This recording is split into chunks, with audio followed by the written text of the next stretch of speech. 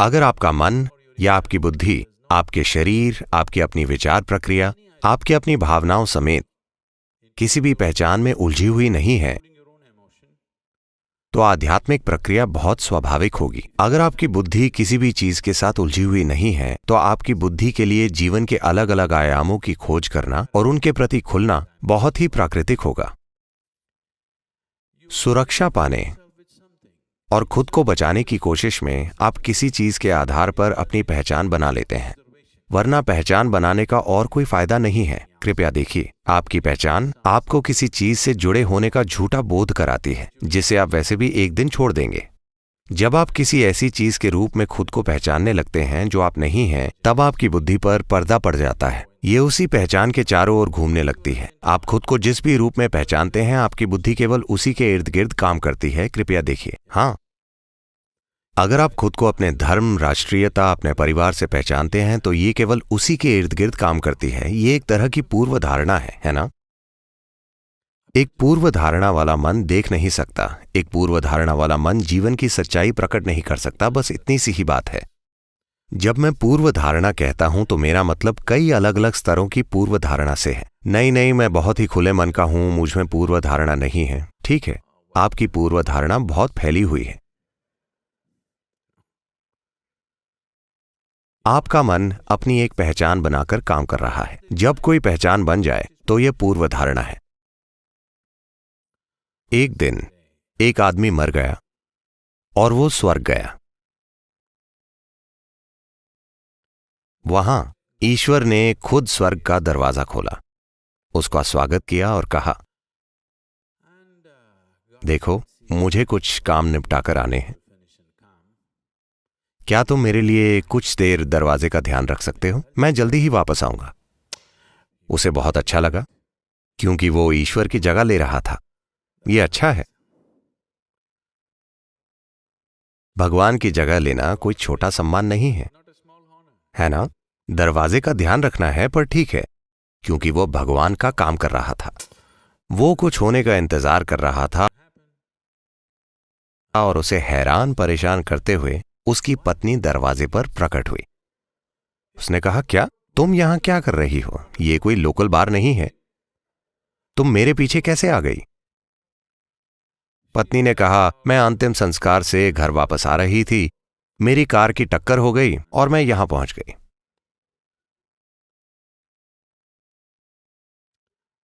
जब वो दाखिल हुआ था, तो ईश्वर ने उसके सामने एक परीक्षा रखी थी।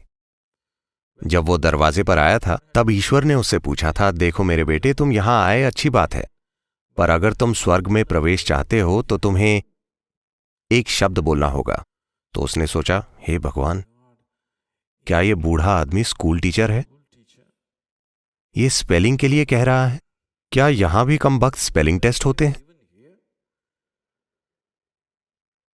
ईश्वर ने कहा, चिंता मत करो, ये एक सरल शब्द है। क्या शब्द है प्रभु? ईश्वर ने कहा, तुम्हें लव शब्द की स्पेलिंग बतानी है। फिर उसने सोचा,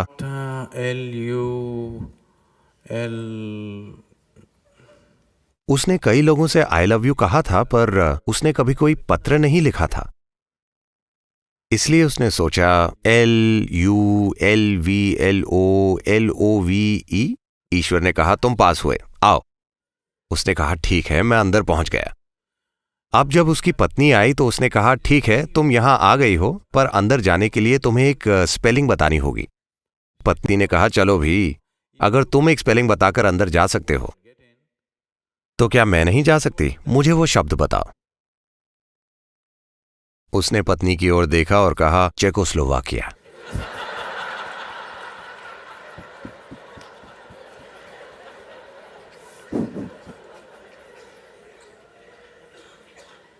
मन पूर्व धारणाओं से भरा हुआ है। ये इससे तय होता है कि आप खुद को किस रूप में पहचानते हैं। आप जिस भी रूप में खुद को पहचानते हैं, आपका मन उसी के चारों ओर घूमता है। इस समय आप खुद को ऐसी कई चीजों के रूप में पहचानते हैं जो आप नहीं हैं। मिसाल के लिए, मैं अभी बोल रहा हूं, और बोलते हुए अचानक अगर मैं ये ग्लास उठाकर कहूं ये मेरा ग्लास है, तो आप सोचेंगे लगता है सद्गुरु को कोई परेशानी है। लेकिन ठीक है, सभी कहते हैं सद्गुरु बुद्धिमान हैं, चलो सुनते हैं। थोड़ी देर बाद मैं कहूं ये मैं हूं, तो आप कहेंगे चलो अब बहुत हो गया।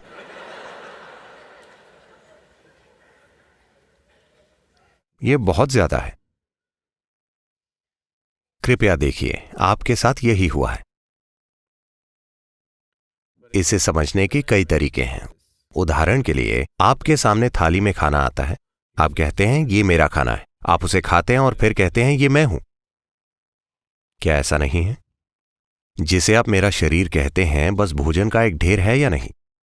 हां, ये वही भोजन है जो आपने खाया है ना? जो आप इकट्ठा करते हैं वो आपका हो सकता है। फिलहाल मैं इस पर बहस नहीं करूंगा, पर वो आप कभी नहीं हो सकते, है ना? हां, जो कुछ भी आप इकट्ठा करते हैं वो आपका हो सकता है, पर वो आप कभी नहीं हो सकता, है ना?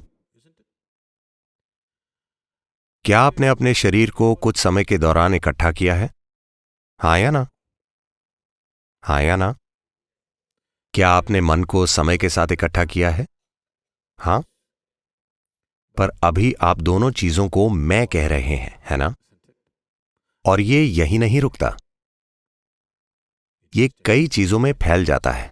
आपका घर, आपकी कार, आपकी चीजें, आपका पैसा, आपके बच्चे, आपका पति, आपकी पत्नी, लाखों दूसरी चीजें, आपका धर्म, आपके विचार, आपकी धारणाएं, सब कुछ। आप ऐसी बहुत सारी चीजों के रूप में खुद को पहचानते हैं जो आप नहीं हैं।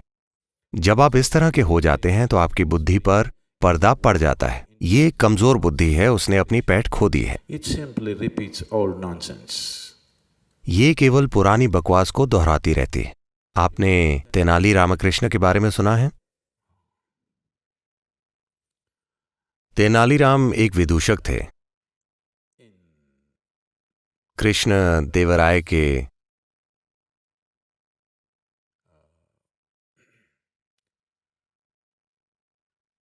दरबार में अकबर बीरबल के साथ भी ऐसी ही चीजें हुई, पर हम दक्षिण भारतीय कहानी पर ध्यान देंगे। जब कृष्णदेवराय छोटे बच्चे थे, तब कुछ राजनीतिक कारणों से उनकी मां को कुछ ही महीनों के कृष्णदेवराय को देखभाल के लिए किसी दूसरी औरत के पास छोड़कर कहीं जाना पड़ा। 18 महीनों से ज्यादा समय तक वो बच्चा मां से अलग रहा, पर उसे दूसरी महिला पाल रही थी, जिनका अपना भी एक बच्चा था जो कृष्णदेवराय से कुछ ही महीने बड़ा था। तो इस स्त्री ने कृष्णदेवराय को अपने बच्चे की तरह पाला। उन्होंने कृष्णदेवराय को अपना दूध पिलाया और वे बड़े हुए। बाद में उसकी मां ने वापस आकर कृष्णदेवराय को वापस ले लिया और उसके बाद वे एक महान शासक बने। तो वो बच्चा जो उस दूसरी स्त्री का बच्चा था, कृष्णदेवराय ने उसे हमेशा अपने भाई की तरह माना, एक बड़ा भाई। क्योंकि हमने एक ही मां का दूध पिया है इसलिए हम भाई हैं, वे ऐसा मानते थे। तो आभार प्रकट करने के लिए उन्होंने उस लड़के को कुछ गांव दे दिए और कहा आप अपना राज्य बनाओ। इस देहाती को कुछ चीजें मिल गईं और कुछ ही सालों में उसने सब कुछ गंवा दिया और फिर से उसी स्थिति में पहुंच गया। कृष्णदेवराय एक बहुत बड़े सम्राट बने। फिर एक दिन ये आदमी जो तब 30 साल से ज्यादा की उम्र का था, उसने सोचा मेरा छोटा भाई बहुत बड़ा सम्राट हो गया है और मेरे पास कुछ नहीं है, मैं वहां जाता हूं और देखता हूं मुझे क्या मिल सकता है। और वो चला गया। कृष्णदेवराय ने उसका वैसा ही स्वागत किया जिस तरह कोई बड़े भाई का स्वागत करता है। उन्होंने उसे सभी तरह के सम्मान दिए, सारी आवभगत की और दरबार में एक स्थान दिया।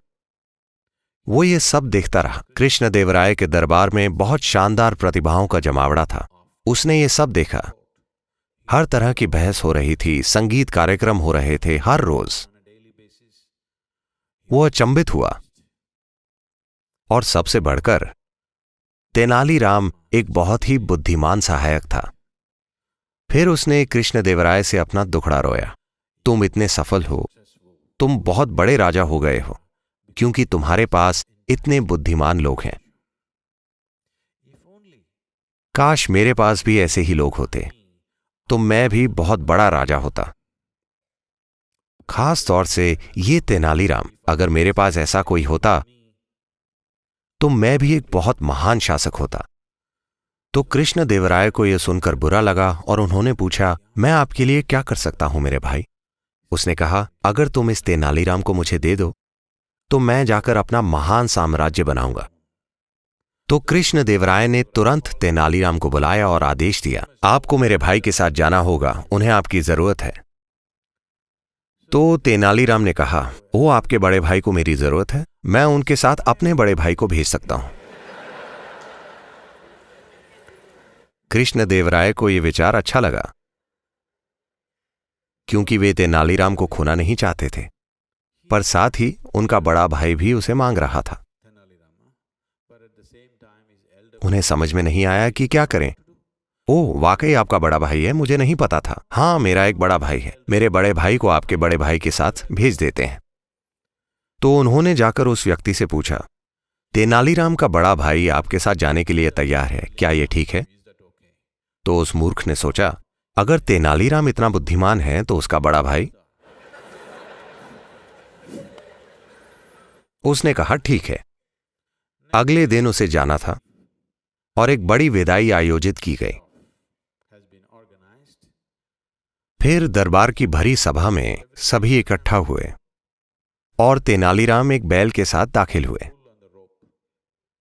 वे दरबार में आए। कृष्णदेवराय ने यह सब देखकर पूछा, ये क्या है? तुम इस बैल को सभा में क्यों लाए हो?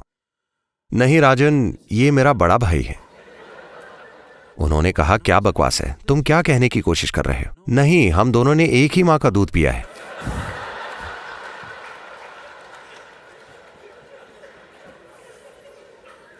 जब आप ऐसी चीज के रूप में खुद को पहचानने लगते हैं जो आप नहीं हैं, तब आपकी बुद्धि किसी काम की नहीं होती, ये बस दोहराती रहती है। So this repetitive intelligence is what we are referring to as karma.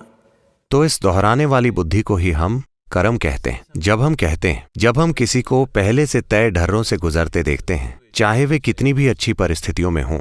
आज सुबह सूरज बहुत अच्छी तरह से ऊपर आया पर कोई दुखी है। फूल खिल रहे हैं, मौसम अच्छा है, सब कुछ शानदार है, पर कोई दुखी है। तब हम कहते हैं, अरे ये उसका कर्म है।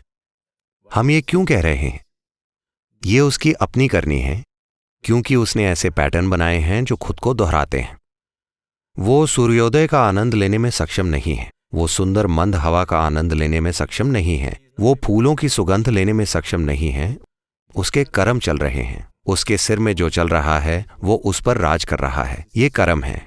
कर्म का अर्थ है करनी, आपकी करनी, या दूसरे शब्दों में जीवन का आपका अनुभव 100% आपकी करनी है। ये किसी दूसरे की करनी नहीं है।